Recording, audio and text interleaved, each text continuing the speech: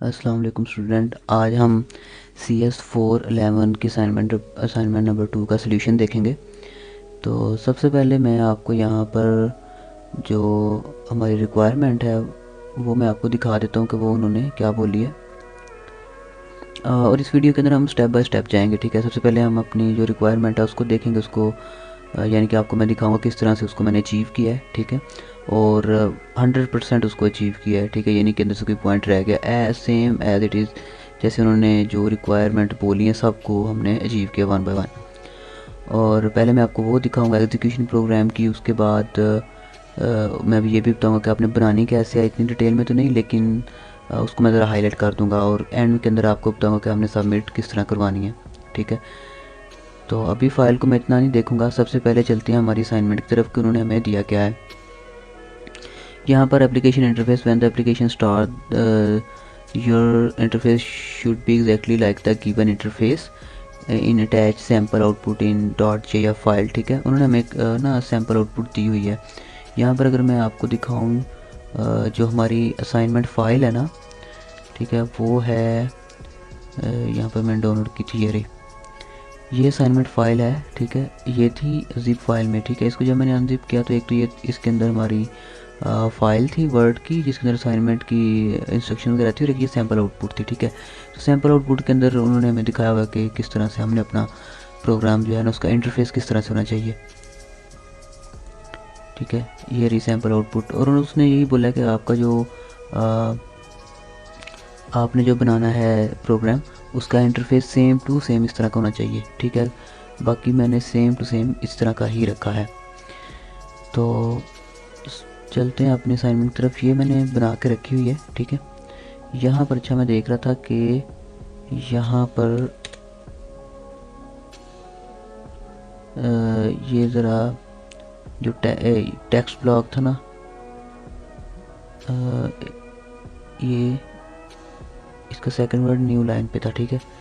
जो उन्होंने sample output बनाई थी, मैं कोशिश कर रहा था कि सेम टू सेम जिस तरह का सैम्पल आउटपुट के अंदर है उसी तरह का मेरा बने। तो अगर ये ना भी यहाँ पे हो, ठीक है, एक लाइन में हो तो फिर भी खैर है, कोई इतना मसला नहीं है। ऐसे भी हो तो खैर है। अच्छा जी, अब बात करते हैं बारी बारी इसकी रिक्वायरमेंट्स की, ठीक है। सबसे पहली जो रिक्वायरमेंट है, सबसे मेन रिक्वायरमेंट वो ये थी कि सबसे ऊपर आपकी यहाँ पर आईडी शो हो, ठीक है। उसके बाद जो रिक्वायरमेंट है वो, इसको मैं जब रन करूँगा फिर समझ आएंगे, तो मैं इसको कर लेता हूँ रन। अभी ये रन हो रहा है, थोड़ा टाइम लेगा रन होने में। ये रन हो गया, ठीक है जी, ये अब हमारा रन हो गया। अच्छा, उसके बाद जो रिक्वायरमेंट थी वो ये थी कि अगर ये लेंथ वाला रेडियो बटन सेलेक्ट हो ना, ठीक है, तो यहाँ पर लेंथ कन्वर्टर लिखा शो हो, और यहाँ पर क्लिक करें तो ये सारे लेंथ के जो यूनिट्स हैं वो शो हों, जैसे सेंटीमीटर्स है, इंचज़ है, फीट है और यार्ड्स है, ठीक है, ये सारे शो हों। और दूसरे नंबर पे अगर टेम्परेचर के ऊपर यहाँ पे क्लिक करूँ तो यहाँ पर टेम्परेचर कन्वर्टर शो हो, ठीक है, और यहाँ पर टेम्परेचर के यूनिट्स ही शो हों, ठीक है जी।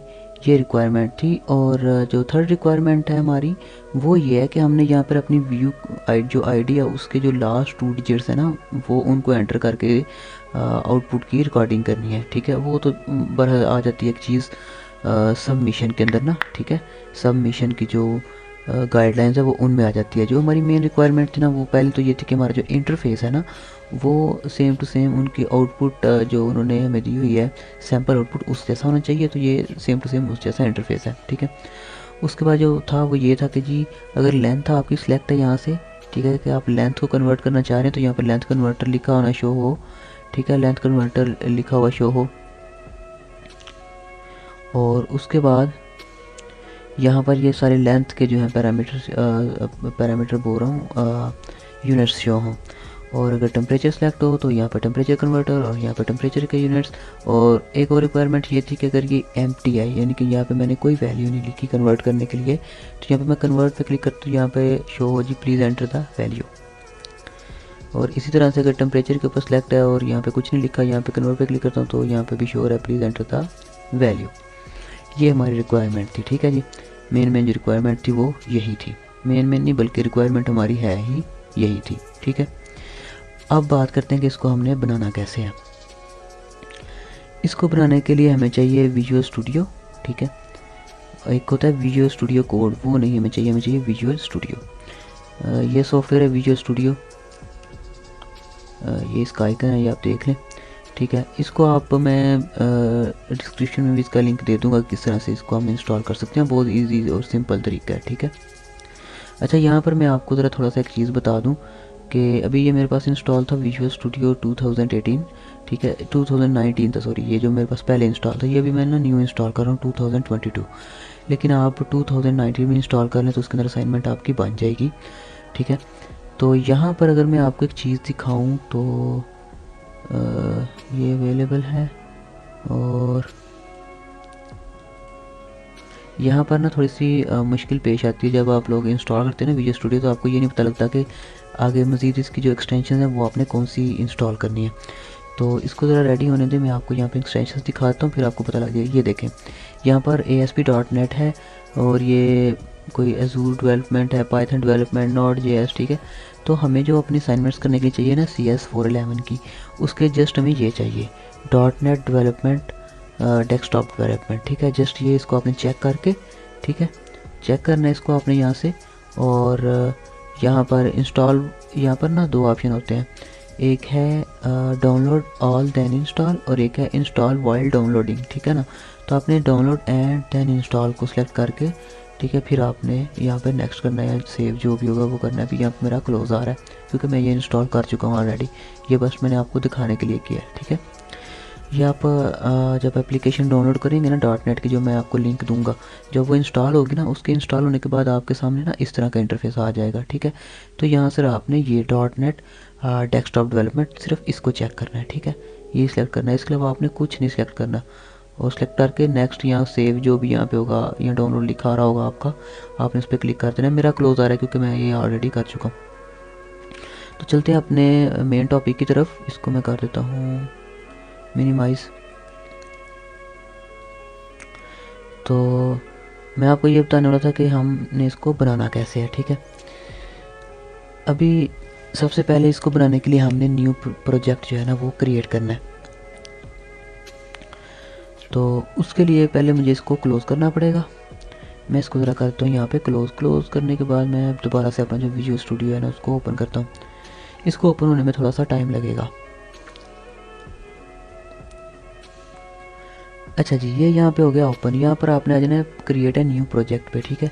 यहाँ पर क्रिएट ए न्यू प्रोजेक्ट पे मैंने कर दिया है क्लिक, और यहाँ पर अब काफ़ी सारे टेम्पलेट मुझे शो हो जाएंगे, यानी कि अवेलेबल जो लाइब्रेरीज़ हैं या फ्रेमवर्क्स हैं वो शो होंगे। तो यहाँ पर मैं आपको बताता हूँ हमने कौन सा फ्रेमवर्क सेलेक्ट करना है। लोडिंग में ज़रा ये टाइम ले रहा है, थोड़ा सा हैवी सॉफ्टवेयर है। अच्छा, यहाँ पर आप देखें हमने सेलेक्ट करना है ये WPF ऐप, ठीक है, WPF ऐप और विद C#, ठीक है। ये देखें ज़रा यहाँ पे, ये WPF ऐप है और ये भी WPF ऐप है, लेकिन यहाँ ये है विजुअल बेसिक। तो हमने विजुअल बेसिक में नहीं, हमने C# की मदद से इसको बनाना है, ठीक है।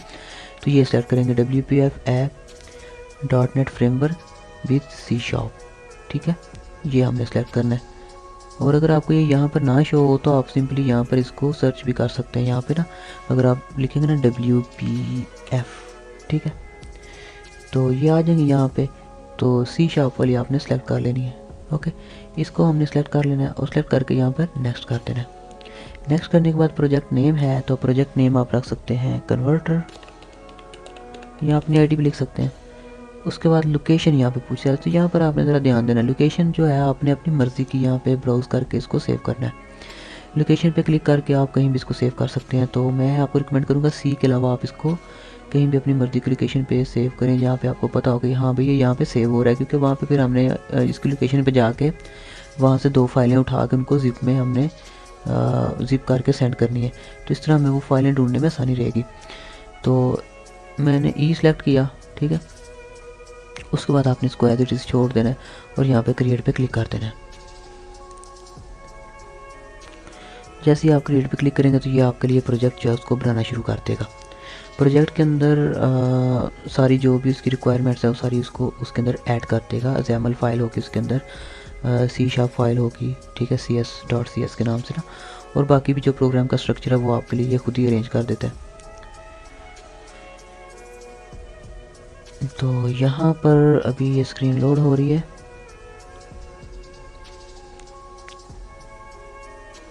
थोड़ा सा टाइम लगेगा ये। यहाँ पे ना ये हमारा प्रोजेक्ट लोड हो गया, ठीक है। ये हमें हमारी विंडो शो कर रहा है, ठीक है। इसके ऊपर हम कुछ भी ड्रा कर सकते हैं, मतलब प्रोग्राम बनाना तो कुछ भी इसके ऊपर हम लिख सकते हैं। यहाँ से मैंने जस्ट अपने ना इसका व्यू चेंज किया, प्रोग्राम का व्यू चेंज किया। पहले ये वाली जो विंडो थी ये नीचे यहाँ पे शो हो रही थी ना, ये XAML कोड है हमारा, ठीक है, जस्ट लाइक HTML कोड। जो हमारे कंपोनेंट्स जो होते हैं, बटन्स वगैरह, उनको स्ट्रक्चर करने के लिए काम आता है। और यहाँ पर अगर आप देखें तो यहाँ पर एक तरफ ये XAML कोड है .xaml, और यहाँ पर एक .xaml.cs यानी कि C# का कोड है, ठीक है। तो यहाँ पर एक्चुअली हमने जो वर्किंग करवानी होती है कोड की वो यहाँ पर आती है, ठीक है, और स्ट्रक्चर यहाँ पर आता है।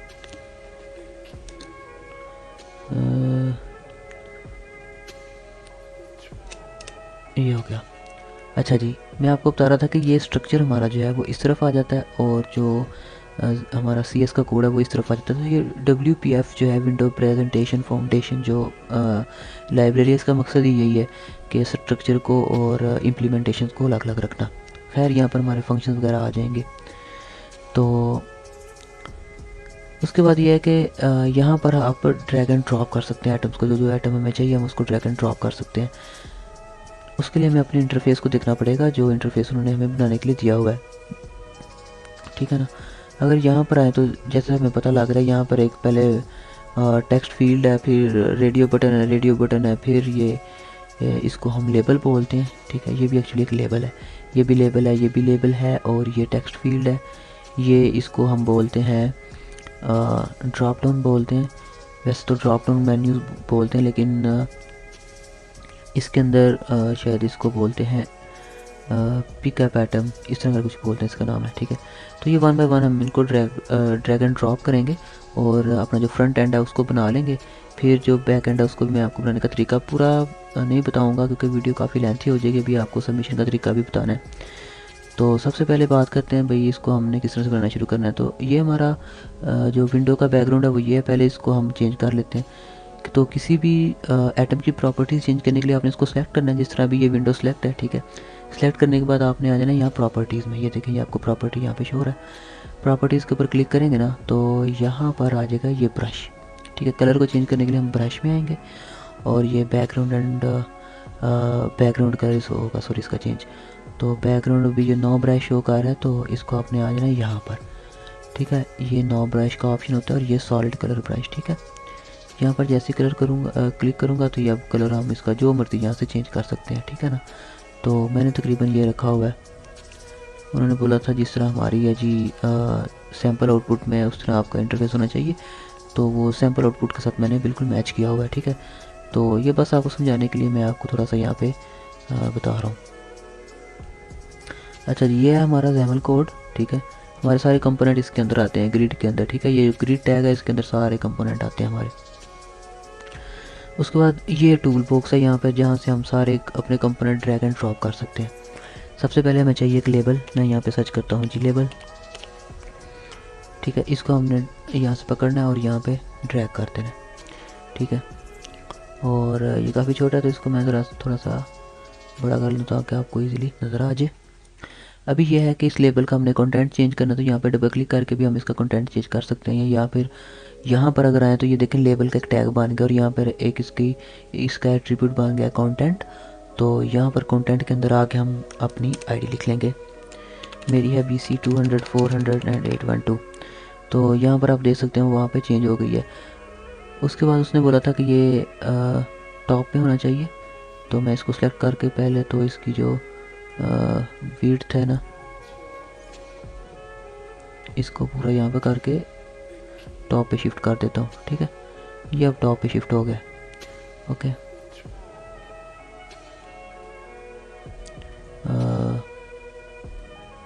ये हो गया सेट, ठीक है। अभी हमने इसका टेक्स्ट वगैरह चेंज करना है, तो इसको मैं सेलेक्ट करूँगा। अभी ये सिलेक्टेड है। बैकग्राउंड भी चेंज करना है इसका हमने, तो यहाँ पर प्रॉपर्टीज़ में जाऊँगा, प्रॉपर्टीज़ के अंदर जाकर ब्रश में जाऊँगा। बैकग्राउंड इसका हम कर देंगे यहाँ पे सॉलिड, और तकरीबन इस कलर का बैकग्राउंड है हमारा। और जो फॉरग्राउंड है, फॉरग्राउंड अब इसके अंदर आएगा, इसके जो ऊपर टेक्स्ट लिखा हुआ है ना, इसका कलर जो है वो फॉरग्राउंड में आएगा, तो तकरीबन येलो है। ठीक है, ये मैंने यहाँ पे वो रेड कर दिया। और उसके बाद हम इसका जो टेक्स्ट है उसमें चले जाएंगे, ये आगे इसकी टेक्स्ट प्रॉपर्टीज़। तो यहाँ पर जो इसका टेक्स्ट है उसको मैं कर दूँगा 18। ठीक है, अब देखें यहाँ पे थोड़ा सा वो टेक्स्ट साइज जो है वो बड़ा हो गया, ये आईडी थोड़ी सी वाज़ेह हो गई है। तो प्रॉपर्टीज़ में आके मैं इसको यहाँ से बोल्ड भी कर सकता हूँ, तो ये तो थोड़ा सा बोल्ड हो गया। इस तरह से हम कोई भी कंपोनेंट है ना उसकी प्रॉपर्टी चेंज कर सकते हैं। अच्छा, ये हो गया हमारा लेबल सबसे ऊपर वाला। उसके बाद वापस जाते हैं असाइनमेंट फाइल में। तो इसके बाद हमें चाहिए ये 2 रेडियो बटन्स। ठीक है, तो वापस से जाते हैं अपने प्रोजेक्ट फाइल में, और यहाँ पर मैं जाकर टूल बॉक्स में जाकर सर्च करूँगा रेडियो। तो ये आगे रेडियो बटन। ठीक है, इसको ड्रैग एंड ड्रॉप कर लूँगा मैं। तो ये इसकी जो कोडिंग है वो देखें ऑटोमेटिकली यहाँ पर ऐड होती जा रही है। ठीक है, हमें यहाँ पे कुछ भी करना नहीं पड़ रहा। अभी ये इतना छोटा इसलिए नज़र आ रहा है क्योंकि विंडो मैंने ना छोटी की हुई है ये। अभी इसको मैं ऐसे करूँगा ना, तो ये तो विंडो बड़ी हो रही है। खैर, रन करूँगा थोड़ी आपको बड़ी नज़र आएगी। ये जितना यहाँ पे छोटा नज़र आ रहा है ये एक्चुअल में इतना छोटा नहीं है। जब इसको रन करेंगे तो ये, बल्कि रन में आपको करके दिखाई देता हूँ। रन करने के लिए हम प्रेस करेंगे कंट्रोल F5। कंट्रोल F5 करके आप रन कीजिएगा। कभी भी यहाँ स्टार्ट से आप रन ना करिएगा इसको। स्टार्ट से रन करने पे आपकी मेमोरी जो है ना वो बहुत ज़्यादा यूज़ होती है और आपका कंप्यूटर में भी लैग होना शुरू कर दे। खैर, यहाँ पर आप देख सकते हैं हमें ये क्यों नहीं शो हुई हमारी आईडी, क्योंकि वो ऊपर टाइटल बार में चली हुई थी, इसलिए हमें शो नहीं हुई। अब आई थिंक ये हमें शो होगी। तो इसको मैं क्लोज करके दोबारा से रन करता हूँ। रन करने के लिए कंट्रोल F5।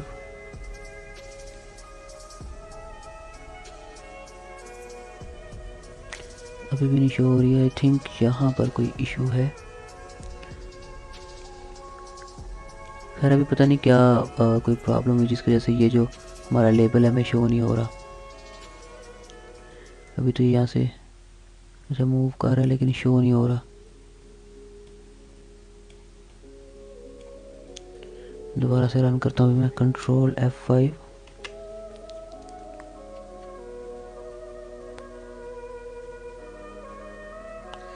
ठीक है, यहाँ पे शो तो हो रहा है लेकिन उसके ऊपर मेरी आईडी शो नहीं हो रही। तो ये अभी प्रोग्राम में कोई इशू हुआ होगा जिसकी वजह से ना ये शो नहीं हो रही। ठीक है, लेकिन आप जब बनाएंगे तो आपका इंशाल्लाह ये मसला नहीं आने लगा। खैर, मैं अब इतनी डिटेल में नहीं बताऊंगा आपको। तो ये रेडियो बटन हमने ड्रैग एंड ड्रॉप किया हुआ था यहाँ पे।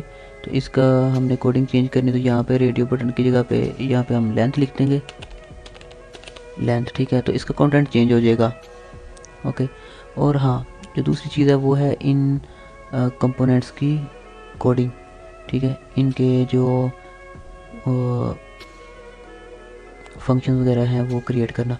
तो उसको क्रिएट करने के लिए आपको फंक्शन का नेम लिखने की ज़रूरत नहीं है। ठीक है, वो जस्ट आप यहाँ पे जाके, जैसे मैं भी यहाँ पे एक बटन ड्रैग करता हूँ, तो बटन का जो इवेंट लिस्नर हम बोलते हैं इसको ना, कि मतलब इवेंट हमारा कहाँ से आ रहा है, हमारा क्लिक कहाँ से आ रहा है, वो ऑटोमेटिकली क्रिएट हो जाता है।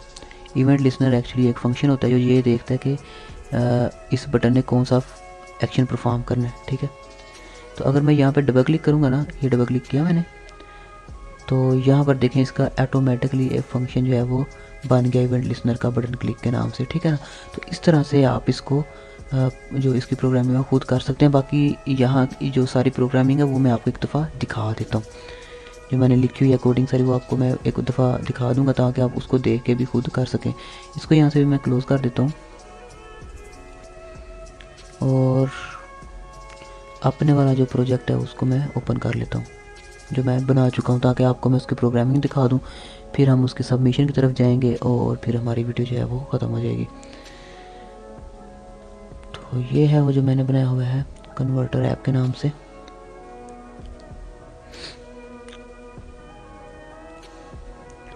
अच्छा जी, ये रही मेरी वाली जो मैंने बनाई हुई थी। ठीक है, वो अब मैंने ओपन कर लिया, हो गई ओपन। तो इसका मैं जो है आपको पहले कोड दिखा देता हूँ। अच्छा, ये है इसकी XAML फाइल। ठीक है, इसको मैं जूम कर दूँ ताकि आपको इजीली नज़र आ जाए, जब आप बनाएं तो आपसे इजीली बन जाए। ठीक है, यहाँ पर हमारी क्लासेस वगैरह होती हैं इस टैग के अंदर। उसके बाद ये ग्रिड शुरू हो जाती है हमारी। ग्रिड के अंदर मैंने आपको बताया हमारे कंपोनेंट्स वगैरह होते हैं। यहाँ पे ग्रिड का बैकग्राउंड देखें, मैंने मैजेंडा जो है ना वो सेट किया हुआ है। उसके बाद हमारा जो पहला आता है वो आते हैं stack panel for VUID। Stack panel मैंने बनाया हुआ है यहाँ पे VUID लिखने के लिए ना। ठीक है, तो इसकी मज़ीद डिटेल में नहीं जाऊँगा मैं, इसकी आप यहाँ पे वैल्यूज़ वगैरह देख लें। ओके जी, और यहाँ पर इसके अंदर एक लेबल है, सो मैं लेबल में ही हमारी जो VUID है वो है। उसके बाद हमारे रेडियो बटन्स आ जाते हैं। रेडियो बटन्स लेंथ और टेम्परेचर मोड सेलेक्ट करने के लिए, ठीक है। और उसके बाद यहाँ पर हेडिंग लेबल्स आ जाते हैं। जो साइड पे लेबल्स शो हो रहे हैं ना, ये वाले, ये लेंथ कन्वर्टर, और अगर टेम्परेचर कन्वर्टर हो तो फिर टेम्परेचर कन्वर्टर यहाँ पे शो होता है। तो वो उनकी जो डेफिनेशन है वो ये रही, और ये भी मैं यहाँ पर एंड तक आपको शो करवा देता हूँ। ठीक है जी, उसके बाद यहाँ पर लेबल एंड इनपुट्स आ जाती हैं। बाकी जो लेबल्स और जो भी इनपुट्स हैं हमारी वो यहाँ पर आ जाती हैं सारी। ये मैं आपको इसलिए शो करवा रहा हूँ ताकि आपको इसको बनाने में कोई भी मुश्किल पेश ना आए। ये हो गया। उसके बाद चलते हैं हमारे ये C# प्रोग्राम में। ठीक है, अभी यहाँ पर देखें कि यहाँ पर मैंने इसको डिफ़ाइन किया हुआ click is equal to convert button click. ठीक है, तो इसी नाम का वहाँ पे फंक्शन बना होगा इसका, जो कि ये डिफ़ाइन करेगा ये बटन क्या करेगा, जो कि कन्वर्ट हमारा बटन है ये वाला। ठीक है ना, तो इस तरह से ये WPF जो फ्रेमवर्क है ये काम करता है। यहाँ पर अगर मैं इसके ऊपर डबल क्लिक करूँगा ना, तो आई थिंक एक ऑलरेडी बन चुका है इसका लिसनर। तो ये रहा, ये यहाँ पे ले जाएगा उसके फंक्शन पे मुझे। ठीक है, तो यहाँ पे मैं आपको बारी बारी जो है ना पूरी फाइल दिखा देता हूँ। अच्छा जी, पहले यहाँ पर हम ये दो ऐड कर लेंगे, दो लाइब्रेरीज हमें चाहिए होंगी। ठीक है, सिस्टम और सिस्टम डॉट विंडोज, इसके अलावा हमें कुछ नहीं चाहिए। उसके बाद नेम स्पेस वो होता है जो हमारे प्रोजेक्ट का नेम होता है, वही नेम स्पेस में आ जाता है, कन्वर्टर ऐप। एंड उसके बाद हमारी पब्लिक क्लास होती है मेन विंडो की। ओके, और उसके बाद हमारा मेन फंक्शन होता है। जिस तरह हमारा मेन फंक्शन होता है उस तरह से ये वर्क करता है पब्लिक मेन विंडो। ठीक है, तो इसके अंदर इनिशियलाइज कंपोनेंट्स, यानी कि जो हमारी विंडो इनिशियलाइज होती है उसका यहाँ पर आ जाता है फंक्शन। ठीक है, ये प्री डिफाइंड फंक्शन, इसको हमने डिफाइन करना नहीं होता।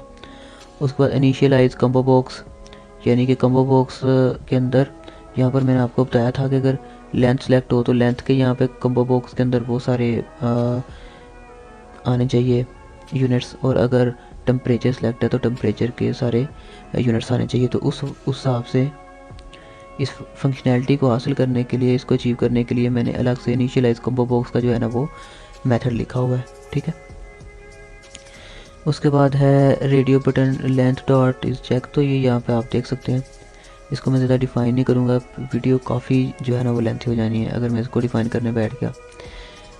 सो उसके बाद हमारा ये आ जाता है जी इनिशियलाइज कम्बो बॉक्स का, और यहाँ पे सिंपली मैं जो कम्बो बॉक्स यूनिट्स है, ठीक है, यानी कि ये जो कम्बो बॉक्स है ना इसका नाम, ये कम्बो बॉक्स ये रहा, इसका नाम मैंने रखा हुआ है।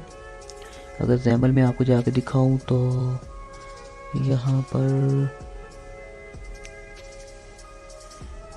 ये रहा हमारा कॉम्बो बॉक्स। ठीक है ना, तो इसका नेम देखें, x name combo box units. ठीक है, तो इसी नेम को यूज़ करके डॉट आइटम डॉट ऐड, उसके अंदर मैं आइटम ऐड कर रहा हूँ सेंटीमीटर, इंच, फीट और एक यार्ड के नाम से आइटम ऐड कर दी।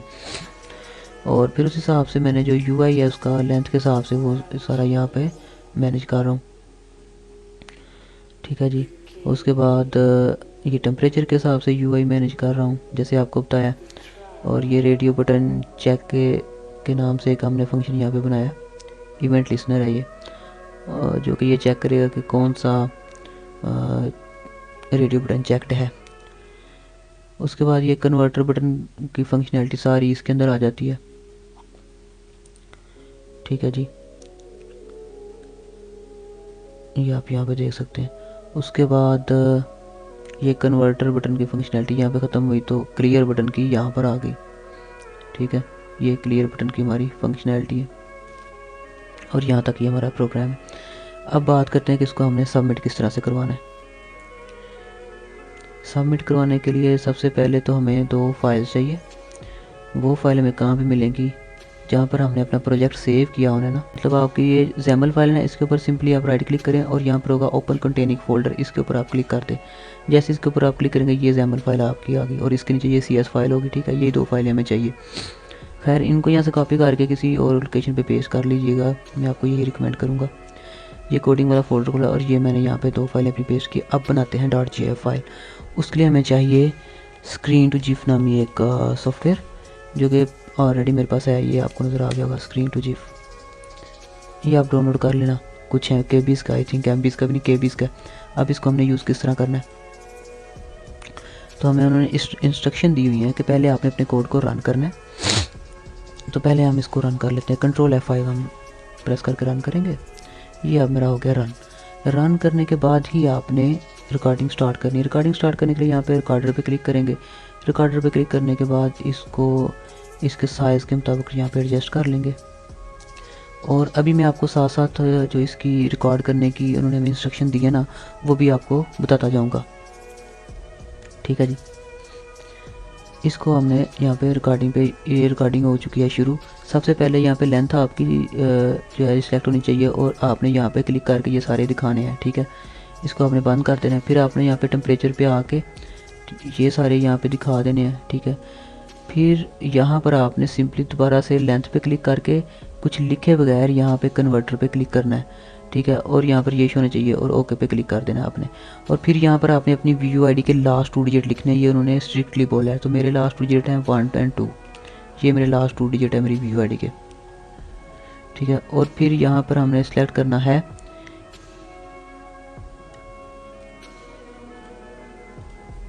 इंचज़। ठीक है, तो इंचज़ में यहाँ से सेलेक्ट कर लेता हूँ, यानी कि हमने जो वैल्यू लिखनी है उसको इंचज़ में कन्वर्ट करके दिखाना है। तो यहाँ पे मैं कन्वर्ट करके ये दिखा चुका हूँ और इसको हम करेंगे क्लियर। और फिर यहाँ से हम सेलेक्ट करेंगे टेम्परेचर को और यहाँ से लास्ट 2 अपने डिजिट्स लिखेंगे और यहाँ पर हमने इसको कन्वर्ट करके दिखाना है फ़ारेनहाइट में। ठीक है, तो ये मैं यहाँ पे कन्वर्ट करके दिखा चुका हूँ। ठीक है जी, इतना ही बस करना है हमने। ओके, और फिर से यहाँ से मैं इसको क्लियर करके पॉज करके यहाँ पे मैं स्टॉप कर दूँगा। स्टॉप करने के बाद ये हमें यहाँ पर ले आएगा सेविंग पे। यहाँ से Ctrl S प्रेस करूँगा तो ये साइड पे शो हो जाएगा। और यहाँ पे हम ये फ़ोल्डर पूछ रहे हैं हमसे, लोकेशन पूछ रहा है ना, तो लोकेशन यहाँ से हम ये फ़ोल्डर पे क्लिक करेंगे तो इसकी लोकेशन मैं वही रखूँगा जहाँ पे मैंने अपनी 2 फाइलें रखी हुई हैं। यहाँ पर आ जाऊँगा मैं कोडिंग में और यहाँ पर वो फाइलें मैंने पेस्ट की, तो यहाँ पे मैं सेव पे क्लिक करूँगा और इसका नेम यहाँ पे आउटपुट ही रहने दूँगा और यहाँ पे सेव पे क्लिक कर दूँगा। अब ये जो फाइल है ना, ये सेव होना शुरू हो जाएगी। ठीक है जी, ये सेव होना शुरू हो गई है, तो ये टाइम लेगी थोड़ा सा सेव होने में, ये सेव हो जाए। अच्छा, एक और चीज़ जो उन्होंने बोली थी वो मैं आपको यहाँ पे दिखा दूँ। वो उन्होंने ये बोली है कि अगर आपके लास्ट 2 डिजिट्स जो हैं वो VUID के 00 है तो आपने 11 यूज़ करना है, ये भी आपने जहन में रखना है। ठीक है, अभी बस हमारा सबमिशन का रह गया कि भाई सबमिट किस तरह करना है, तो वो भी देख लेते हैं थोड़ी देर तक, ये बस फाइल एक्सपोर्ट हो जाए। अच्छा जी, ये यहाँ पे कंप्लीट हो चुका है। ठीक है, हमारी सेविंग जो है वो कंप्लीट हो चुकी है और यहाँ से भी मैं इसको नीचे कर दूँगा और इसको मैं क्लोज़ कर दूँगा क्योंकि इसका कोई काम नहीं रहा। तो इसको हम ये 3 फाइलों को हम करेंगे ऐसे सेलेक्ट करने के बाद राइट क्लिक करेंगे और यहाँ पर 7zip या फिर जो आपने सॉफ्टवेयर इंस्टॉल है आपके पास उसके अंदर एक तो 7zip, ये 7zip आता है और उसके बाद एक आता है विनरर। ठीक है, ज़्यादातर लोग विनरर यूज़ करते हैं लेकिन वो पेड है, तो मैं ये 7zip के नाम से सॉफ्टवेयर है। ठीक है, जो फाइल की कंप्रेसिंग और अनकम्प्रेसिंग के लिए यूज़ होता है, तो मैं ये यूज़ करता हूँ, ओपन सोर्स है और फ्री है, तो ये आपको यहाँ पे शो हो जाएगा। खैर यहाँ पर आने के बाद ये यहाँ पे आ रहा है add to coding dot zip, तो इसके ऊपर मैं ऐसे क्लिक कर दूँगा तो ये यहाँ पर कोडिंग के नाम से ये जिप फोल्डर बन चुका है। इसको मैं अपनी आईडी से रीनेम कर दूंगा PC 400-812। ठीक है, ये हमारा फाइल रेडी हो गई है। ठीक है ना, अब इसी फाइल को हमने सबमिट करवा देना है LMS पे। ठीक है, तो आई होप आपको समझ आई होगी। मिलते हैं अपनी नेक्स्ट वीडियो में, तब तक के लिए अल्लाह हाफिज़। और इसके अलावा आपने अगर पेड असाइनमेंट करवानी हो तो भी आप हमसे रब्ता कर सकते हैं। तो मिलते हैं अपनी नेक्स्ट वीडियो में, तब तक के लिए अल्लाह हाफिज़।